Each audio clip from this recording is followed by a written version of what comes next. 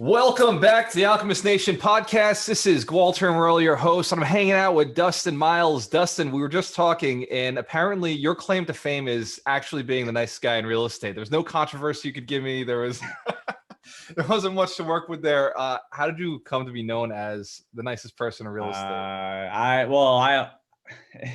It's someone had mentioned that once before, and so anyways, I was voted nicest guy in high school, so maybe there you go. So it started in high school. It's moved all the way through into your adulthood. Yeah. So Dustin, before we dive into this, how do you know Mitch Jaworski? We actually met at a Rod Khleif conference in like 2018, I think, maybe. So, wow. Yeah. So Rod Khleif, obviously a big syndication guy, does a lot of trainings, and I find that the networking at those events is actually better than the training themselves. You find the same thing? I haven't I haven't sat through the entire thing. I'm out there networking too. I will say one thing that I really enjoy about his training is he does a goal setting thing at the beginning, and I sit through every one of those. I love those. So anyway. Absolutely. So goal setting is important to you. What are your goals? Actually, hold on. Before we dive into that, I got to find out how you got into real estate in the first place. So Dustin, you met Mitch at a event. Which one was this? Was this in Florida or the one in Georgia? This was, in Atlanta. Yep. Atlanta. I think in November. Yeah. Okay. So this is recently. How did you get into real estate? Going back, further back. Okay. So going back. So I was a little kid, and I would ride my bike around town. I guess I was a weird kid. I'd look at these big buildings. I would kind of wonder who owns these big buildings. Well, I played soccer with a kid that his parents owned these big buildings. They own a skyscraper in downtown Fort Worth, Malik Towers. And so I played soccer with this kid. And so that kind of, meeting them and getting to know them and going to their house and all that and going to his birthday party, just kind of really, I think kind of set the foundation for, why not me? And so anyways, started, so kind of the thought process started there, then got into right after college, started getting into flips and rentals and all that stuff. Had a few different, coaches and mentors for that. But always had the vision of going larger. And, again, it's why not me? And so, while I was doing single family, met people that were I remember actually, I met this one guy, super, super, super nice guy. He was the first person I'd met that owned more than a duplex or fourplex. He owned 22 units in Lawton, Oklahoma. And I was blown away. I hadn't met anybody at the time. This is like 2008, 2009. And I hadn't met anybody that owned more than a duplex or fourplex. And so in my mind, I was like, wow, this guy's got his 22 or 24 units in Lawton, Oklahoma. And he lives in Dallas. Like, how's he doing that? And blah, blah, blah. And so he was nice enough. I tracked him down, tried not to look too stalkerish, but tracked him down and we had lunch. And then I just started, it's funny. I met him, and then I went to some other events, and I met someone owned 50 units, and then 100 units, and then 200 units. And then I ended up having lunch with a guy that owned, 10,000 units. And so, kind of after that, I was like, hey, these are normal people. Like, they can do it.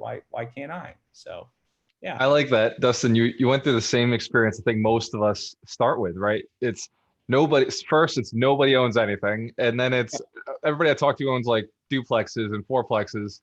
And then suddenly it just opens up and it's like, wow, 22 units. Or for me, it was a guy who owned 13 units. Or, then it becomes 50 and 100. And I don't know that I've met somebody with 10,000 yet. Oh, well, syndication guys, for sure I have. Yes. Yeah. So it's funny. So I know two people that started with, they started with a duplex or a triplex, and they have one guy, I don't know how many units he has exactly, but he's at least, I think, 4,000 to 5,000 units. Yeah. And then another guy, the guy that was at 10, is now up to 20. but he started with a triplex. Yep. And it's just, it's over, he's not that old, but over a period of, 20 years, he's just keeps on building, building and building buildings. So yeah. So it's definitely a fascinating process getting into it. So you got the excitement. You had a friend whose parents owned real estate. Then you started recognizing that people were able to do it. You took them out to lunch. Realized they're just normal human beings like you and me. Dustin, what was it that made you say, aside from let's see, it's possible. What was it that made you say real estate is the right avenue? Because I'm sure there were other business owners around you. There were other things that you saw with making a lot of money. What was it about real estate that drew you in? Yeah. I ended up I invested passively in my first deal, multifamily deal is 76 units. I was or still am a key principal in that deal. It's with a buddy of mine. And so, once I kind of walked through that whole process with him, went through the due diligence with him and all that good stuff. And he's super sharp, super nice guy. But really, once I saw that he could do this, and it's really, one thing that I'm very attracted to with real estate is, and I'm all about working smart and all that good stuff. It can't just be a blunt object. But I really like it when you can apply a lot of effort and see really, really big results. So that's something that was really attractive for me. But going through that process, that first 76 units, that really, that was like, hey, I can do this, and hey, I'm going to go do this. So at that point, I went out and hired a coach, and then yeah, went on from there. So. I love it. So perfect segue into coaching, gualtermerlo.com/live. Kidding, not kidding. So Dustin, you went and you like the leverage of it. It sounds like you like that you could build something. It was an asset that would continue and move forward.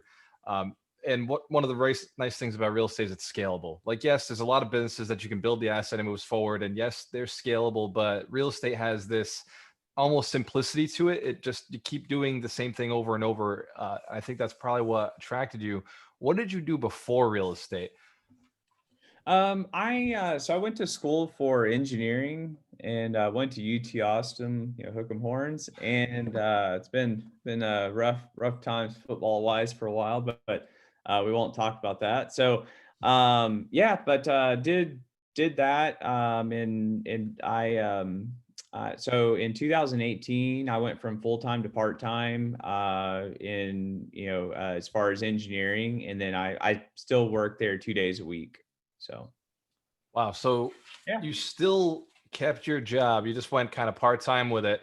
You've been Yep. investing in real estate, doing syndications, larger deals, Yep. and you went to school for engineering. How much does your engineering degree actually come into play in what you're doing now? And why do you keep the job? I know a lot of people think they're going to get in real estate and get out of their job, which I strongly encourage not doing. I strongly encourage, use the W-2, use the job. So I want to know what your strategy was. Yeah. So, as far as, how it helped me, I would say that, obviously I did a lot of math and a lot of problem solving and analyzing. And so those same skills are, very relative to multifamily. So, or, single family too, really, it's all about, problem solving and figuring out, the best way to handle something. I would say that, engineering probably did not prepare me all that well for talking to investors per se, or doing presentations, because I didn't do a ton of that in school. So, but yeah. And then in terms of my job and all that, so I've done 10 deals to date, and sold 6 of those, sold quite a few of those last year. And so just to be frank, like it was nice because I got some windfalls last year, but then my cash flow went away, or a lot of it went away.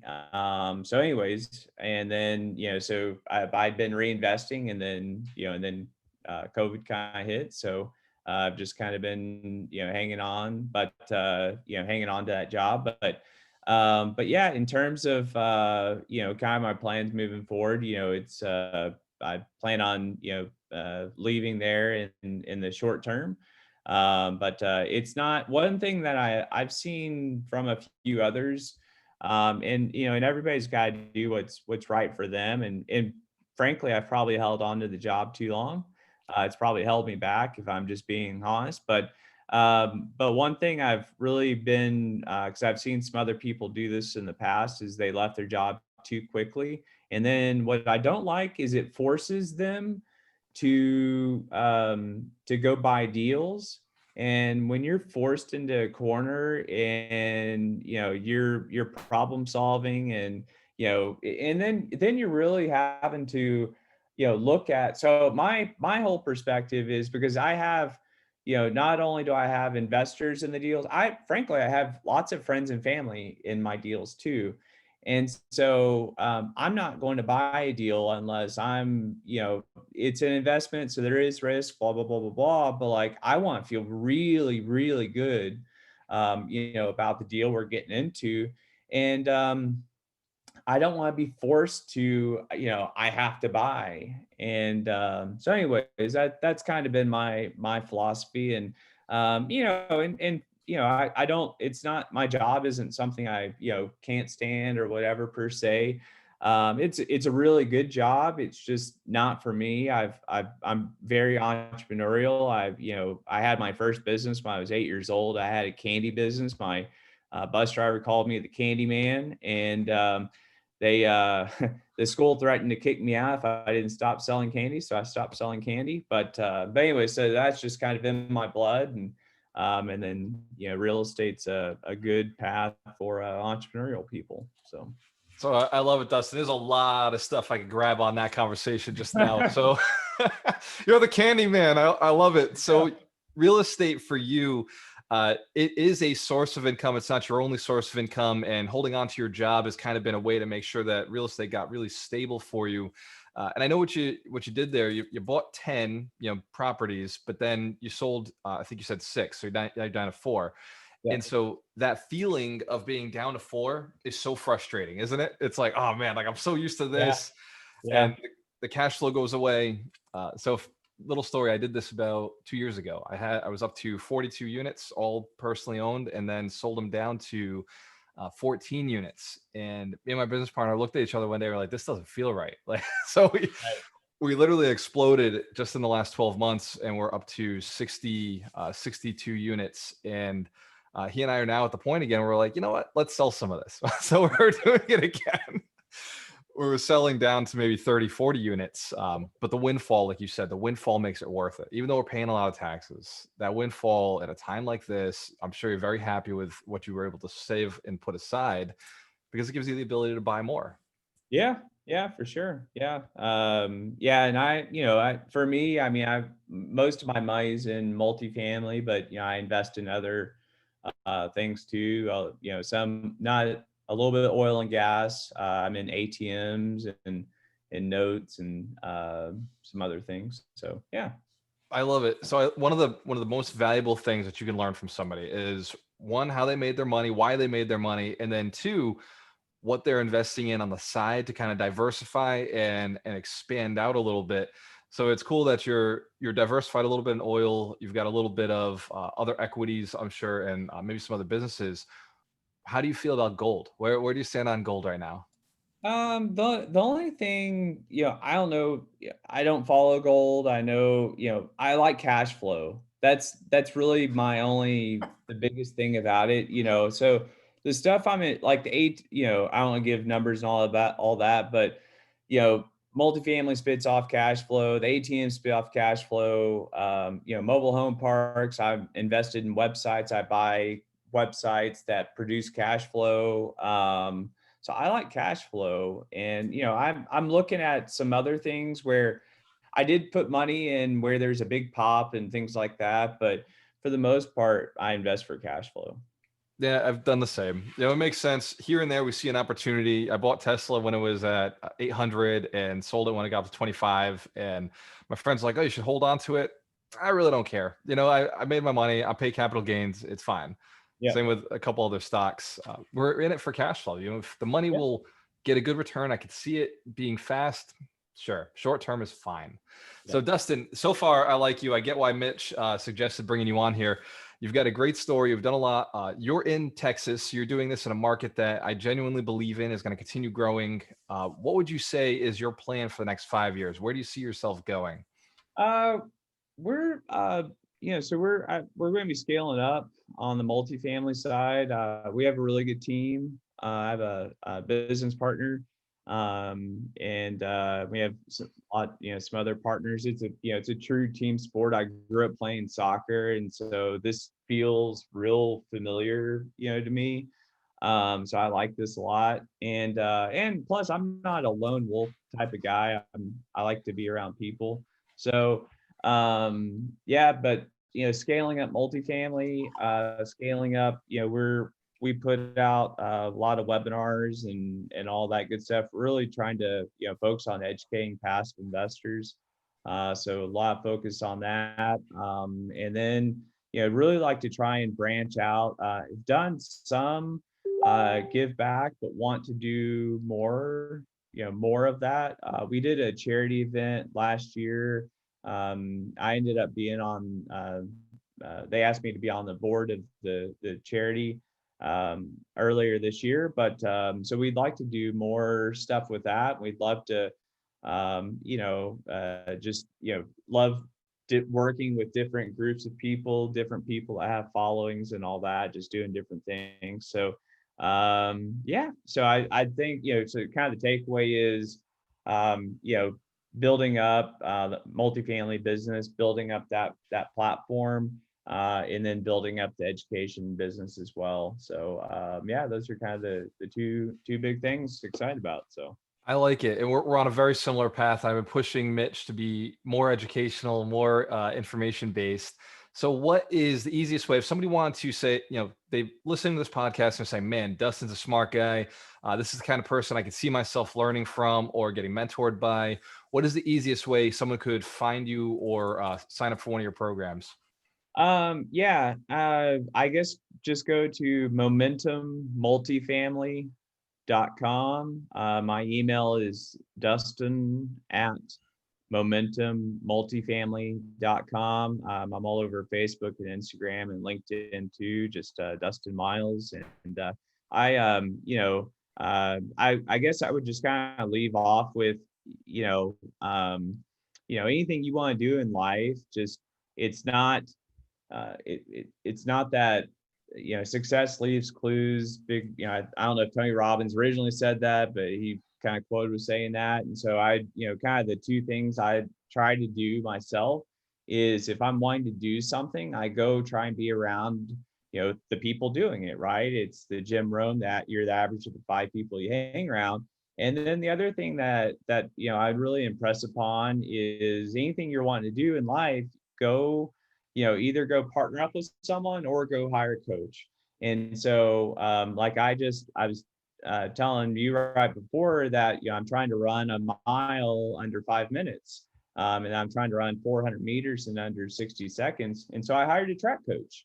I hired a coach that it's kind of funny. So he's coaching these high school kids, and I'm 42 and he's coaching me. So but he's done that. He's run a sub 4-minute mile. His face is on the track stadium at TCU. He's been there, done that, and he's teaching people how to do that stuff. And I didn't know how to swim that well when I was around 30, and I hired a swim coach. So it's not rocket science. If you want to do something, just go out there and either find someone that's willing to teach you how to do it or partner up with them and then kind of learn along the way. So I love it, man. I was broke in 2000. I was 28 years old and I hired coaches to not be broke anymore. So it works, whatever you got to do. I love that you believe in education, you're hiring the coaches, you're using them yourself. So that's valuable.